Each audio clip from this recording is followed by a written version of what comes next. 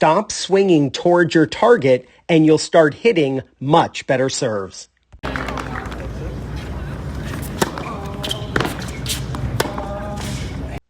One of the most common mistakes I see players make on the serve is their racket swings toward their target. But Taylor Fritz here is showing a different way of serving that is much, much better.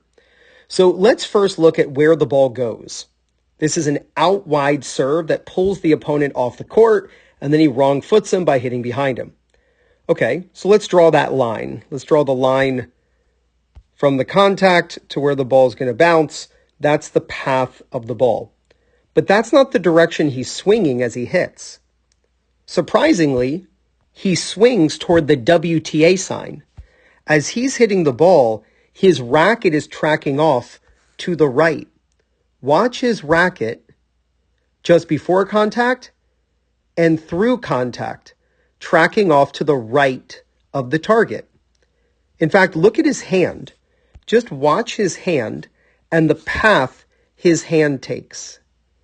He is in no way swinging his arm and his hand toward the target, which is, we know, an out wide serve. He's swinging way off to the right. Now, why is he doing this? Well, he's using a continental grip. When you use the proper grip on the serve, which is very backhand-like you're going to hit a backhand, and it leads with the edge of the racket, that points the strings left. Well, if you want to use a continental grip and get the ball in, you better swing as a right-hander to the right of your target. So when he lines up to serve, he knows where he wants the ball to go, but he knows where he has to swing in order to make that happen. So when he tosses and when he's swinging his racket, he's not swinging toward the outside of the box to pull the opponent off the court, but he's swinging actually to the outside of the court on the other side. Let's extend this doubles line and we'll go straight up the fence. That yellow line is the extension of the doubles line out to the fence and up the fence. He is swinging to the outside of the court. That way, when his strings are facing left, which we can see right here from the strings pointing to the left, he's swinging off to the right, and that's what imparts the side spin on the ball. This also helps us to understand how to pronate when hitting a slice serve. Let's look at where his strings are pointing, off to the left, and where they're facing now, off to the right. So in a very crude way, his racket, it's actually more than this, but his racket basically rotates 180 degrees. With his racket rotating 180, we have to understand how much of that rotation happens prior to contact and how much of that rotation happens after contact.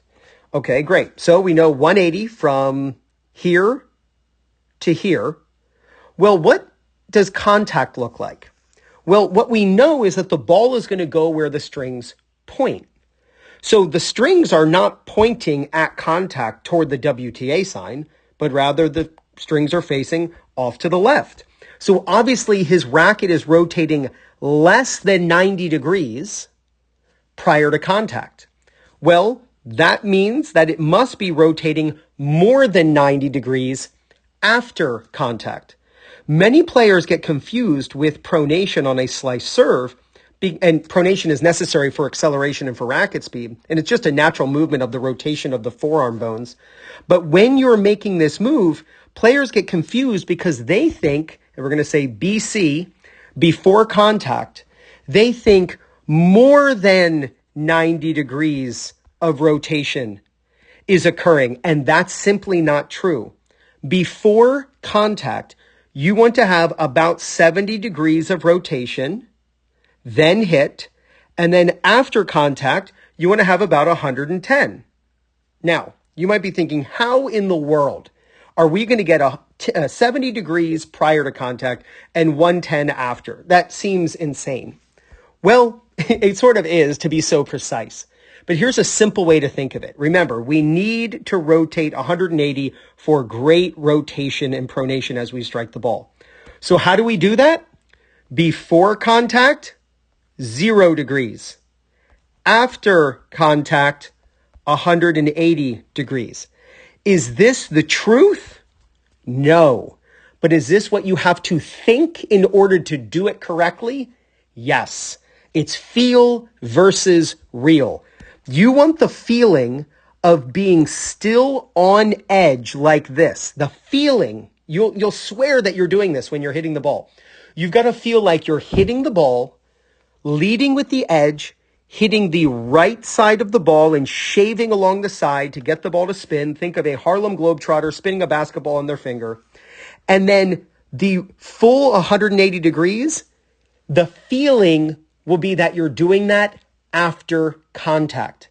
If you feel like no rotation and no pronation happens before you hit, and then all of it is happening after, then you have the chance of doing the 70 and 110 that gives you a perfect slice serve out wide, pulling your opponent off the court and helping you win a lot more matches.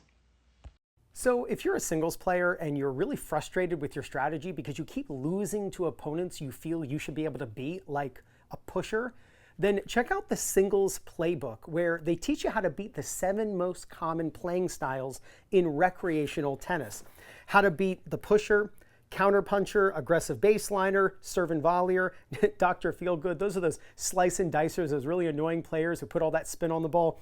I hate playing those players. All court players and southpaws. See, this is over 50 pages of strategy after strategy, and each page comes with a QR code. You just put your phone or tablet up over that code and up pops a video teaching you exactly how to use these strategies. So if you want to play to your strengths while exposing your opponent's weaknesses, all while avoiding common errors, then you got to check out the Singles Playbook. You can do so by clicking the link on the screen right now. So click right there to check out the Singles Playbook and go out and practice the continental grip, swinging to the right of your target and having all of the pronation feel like it's after contact. If you do, there's no doubt you're going to gain confidence, win more matches, and play much better tennis. This is Ryan Reedy from 2minutetennis.net. You got this.